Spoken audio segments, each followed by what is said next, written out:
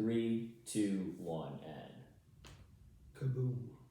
What's going on, everybody? Another episode of the AIB show. This is Amit. And Dominic. That's a lot of energy I just had. I haven't had that much energy. I know, it's up. Wow. Can I ask your girlfriend?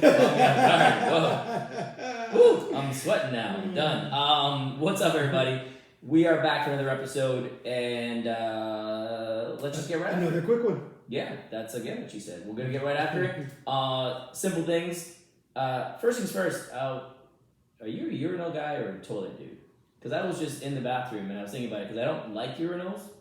You know, it's weird that I know someone else's. Our friend Paco, he's hardcore toilet. But what's his for why? Splash factor, right? It's and it bothered. I had this conversation with somebody years ago actually, where I was like, why can't we get this right? Interesting topic. No, what? 2021, we can't build a urinal that doesn't have a splash factor? I mean, seriously? They don't test it out? Yeah, the problem is, The problem is what? The problem if is you stand back, then you're going to wind up... You can't stand back. Eventually be on the floor, then someone else steps in it. You can't stand back. Also, if you have a bunch of urinals or whatever, and you're not going to put, and there's no like side barrier situation, that's just rude. Here's the worst though. Regardless, side barrier, no side barrier. If there's a bunch of urinals and you're standing, and a dude comes right beside you can't go next to somebody. It happens. It's the worst. I mean, it's not even appropriate. Like, I mean, that's just wrong. In all those situations, that's just wrong. You know, but yeah, that was just one of those random side thoughts. But the other random side thought I had too was I was watching this QAnon documentary on HBO because I'm a glutton for punishment, and 6 episodes. Wow is all I gotta say, and the reason I'm saying wow is just because it's first of all just the stuff that people were believing and how the cabal of and how easily susceptible they were. Yeah, I mean, and I know we've talked about it here in general, right? Like how easy susceptible people are, generally speaking, to want to believe something when things aren't going their way, right? Whatever that thing is. In this case, it had to be QAnon, but in general, people want to belong to something. They want to feel that they're doing right, whatever it is, right? It's just so amazing to me how that took off in the way it did. And how it did. And I won't spoil the documentary for you guys, but what, like WTF? It was like, it's ridiculous, right? But one of the key points in there too was, and it calls this out as well, is Section 230, right? Which is... What is Section 230? In essence... A section of what? I actually did Google this and I forgot. It's a section of the Decency Act or something like that, I believe. 230. I just typed the damn thing in. Communications Decency Act of 1996. Yeah. So in essence, the simple way to put this, right, and I'm obviously going to mess stuff up, so if you are somebody who is a legal scholar, my bad. But somebody put, it's a way for companies like your Facebooks, etc., to not be held liable for things that are said on their site, as they're merely providing a platform versus supporting a stance, right? So...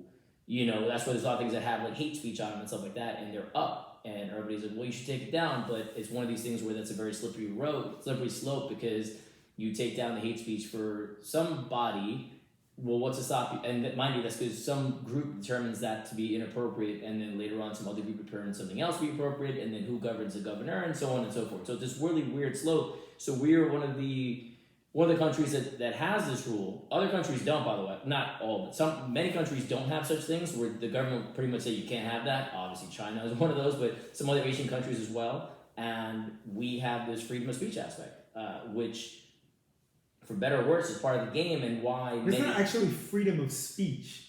Yeah, as long as you're not saying that you aren't going to, like, literally commit a crime. But that's not what freedom of speech is. Freedom of speech is not... People think they have freedom of speech, so Twitter can't ban them. That's not freedom of speech. No. Hold on. Freedom of speech is being able to say things without ramifications. Correct. Legal ramifications. You could get fired from your job, things of that Correct. nature.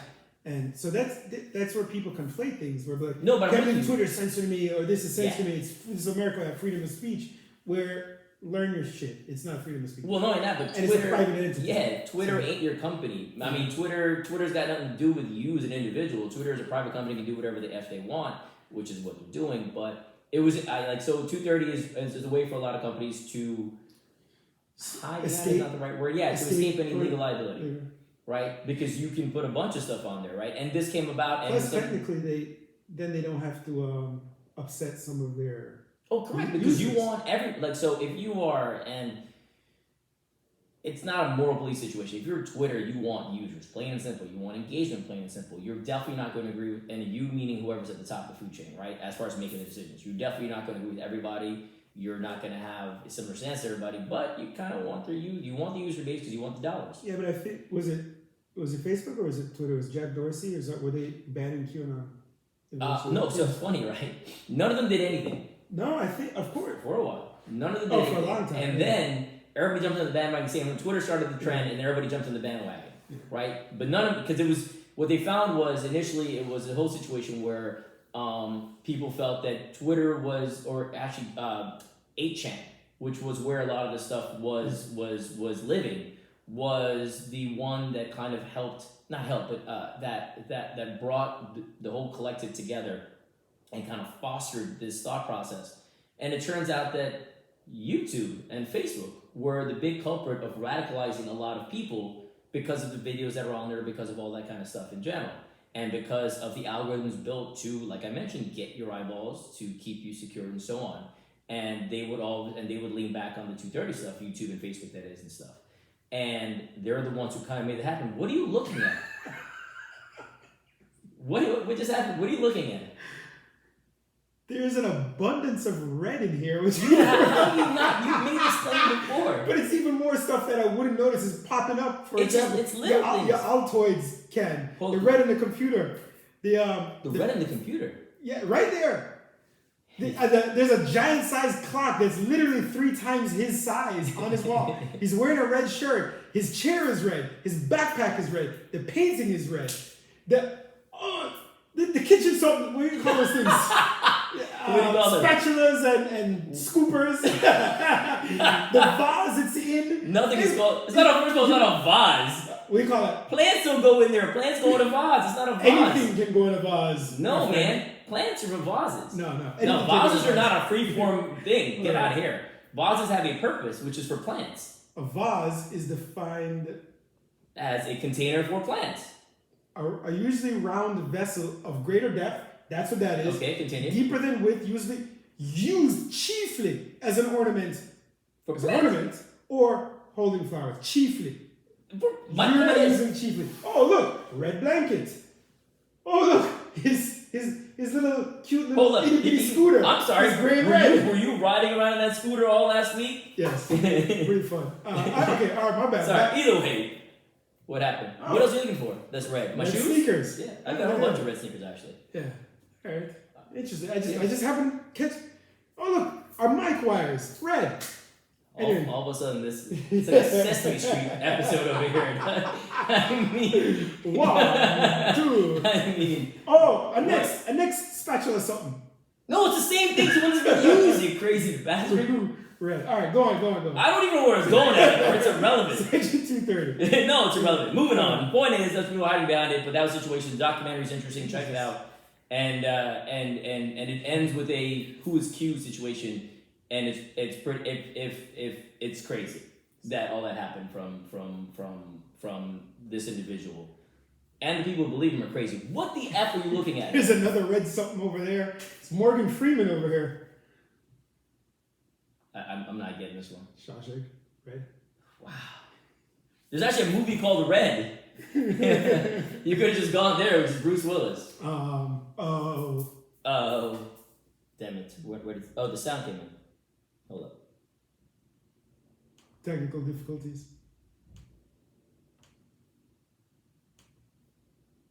Movie called Red. Oh, hold up. You can just play the sound as we come back in. There's actually a movie called Red. Hold up. So just get ready for the sound and come right back in. Alright, I got it. 11. 3, 2, 1. Called Red. God damn it. There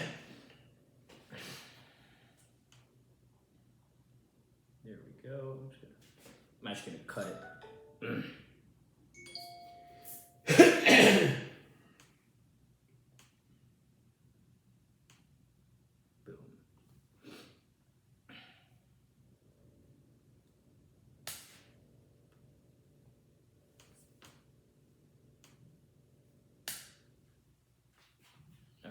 hit the sound. 3, 2, 1. 3. Hold on. All right, again. 3, 2, 1. All right.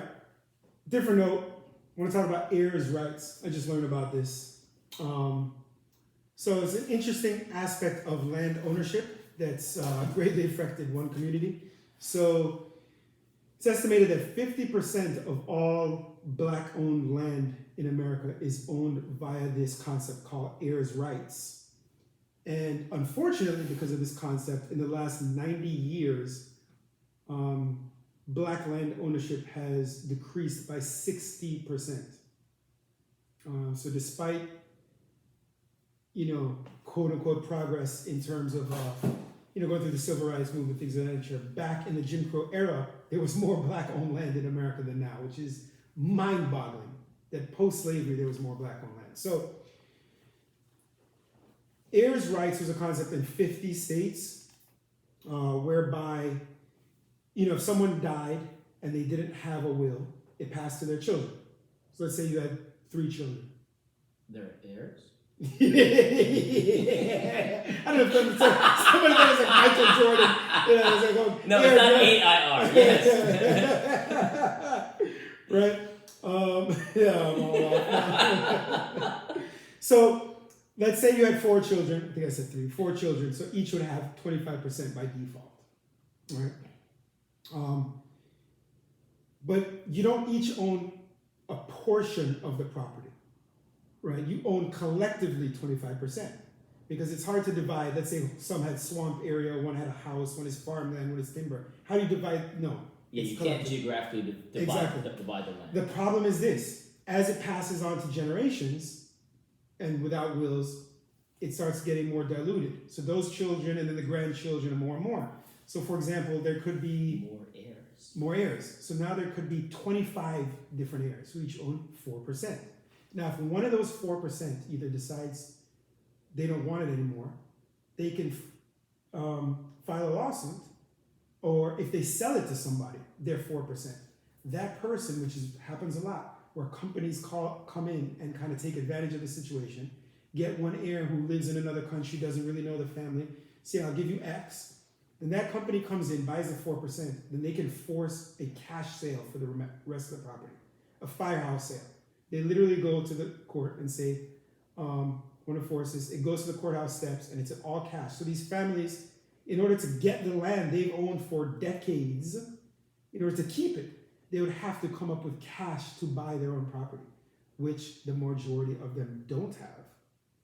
Hence, they lose the property. Hence, black land ownership has decreased by 60% in this country.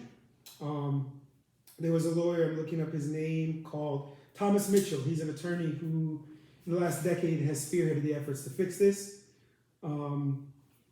He came up with a solution, but pundits agreed that though these laws were unjust, they doubt they would ever change because black people in America fundamentally lack economic and political power. And the law is going to always serve the interests of, when I look at the camera, those more powerful, who frequently are those who are trying to take the land.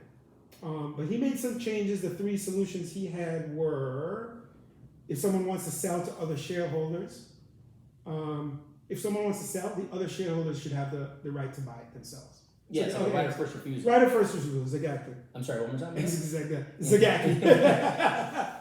Also, it shouldn't go to a firehouse sale, auction steps. It should just be a traditional transaction so that the family could go and get a mortgage, raise money, have the opportunity to buy it in the open market.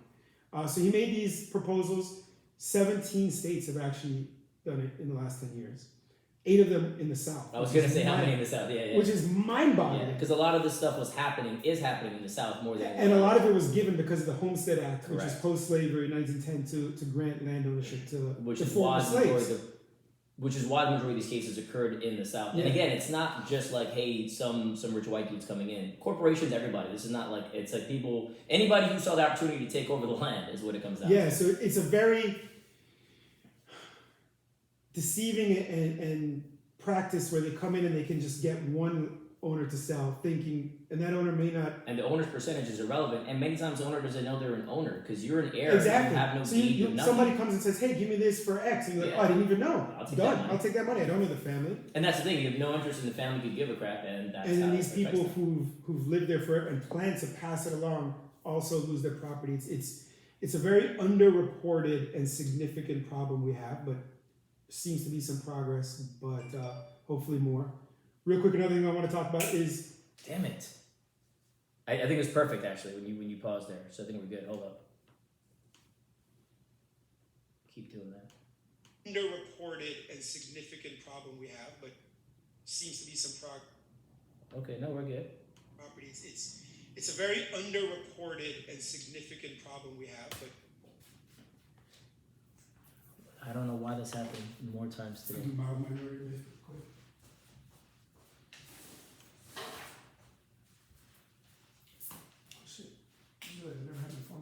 Yeah, almost ready. But seems to be some progress and significant problem we have. There we go.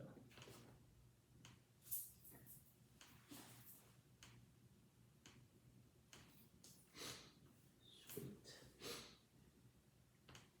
Sweet. Sweet. Delete. Oh, cancel. Same problem we have. Yeah. All right. The fuck is that? I don't know. Cycles. Turn that off. All right. And Progress is happening. So hopefully it continues because it's sad. I'm talking to people who've become homeless, literally. Another quick thing I want to talk about: model minority myth, as it pertains to Asians. Asians are looked at as kind of the model minority. Hey, they overcame this issue, and it's often used for. it's not my kind of Asian people, by the way. No, but it's grouped in also because of sometimes now the successful Indians, Pakistanis coming over here doing so. Yes, they're kind of Asian also, but it's a lot of times the Japanese and things. But it's the perceived collective success of all Asians, which clearly Asians aren't a monolith. Seeing that there are billions, over 2 billion in just China and India alone, combined everywhere else. It highlights the successful immigrant stories, but brushes aside all the other issues, problems, abject poverty. Did you know this? In New York, are the poorest minority. You didn't actually say anything. What do you mean? Did you know this? Are the more I know Asians? who you're talking More about. Asians. They are. Is what you're trying to say? More Asians live in poverty in New Okay. York than any other minority. But that is not what he said. That is not what I You said. didn't even Yes. use the word. No, was I very think I had like a confused. stroke. Yeah, you feel alright? More Asians. You have that J&J vaccine today? Is that what happened? You got that blood clot? More Asians live in poverty in New York than any other minority, which, off the top, we don't think that. Nope, we don't. It was one. Again, it's 25% of all Asians in New York live below the poverty line. 25%. Staggering. It's So because of that, something people don't ever think because about. of that, Myself. disadvantaged Asian needs are rarely addressed because it's brushed aside. It's also used for that, well, why can't the Negroes do this if the Asians did it? It's used as a false narrative and a straw man argument to do things, which that's a whole other discussion. We're talking about groups coming in that have been, yes, Japanese were in internment camps and that nature, but it's apples and oranges versus the 402 years of persecution for another group, and they shouldn't be. They're not comparable. They're not comparable. There's no worse, better. They're just irrelevant. Agree. Yeah. All right. Is it? You got anything else? No. We're gonna wrap this one up a little early as well, so you guys get Maybe two go buy some more red stuff. short episodes. I'll leave you with this: if Superman wears his suit underneath his suit all day long, that damn thing's gotta be horribly uncomfortable. Where does the cape go? And what does he have to do when he goes to the bathroom? Difficult questions. I'll leave you with that. Be better, everybody. Justice of Alright, I'll upload it. Yeah, here you go.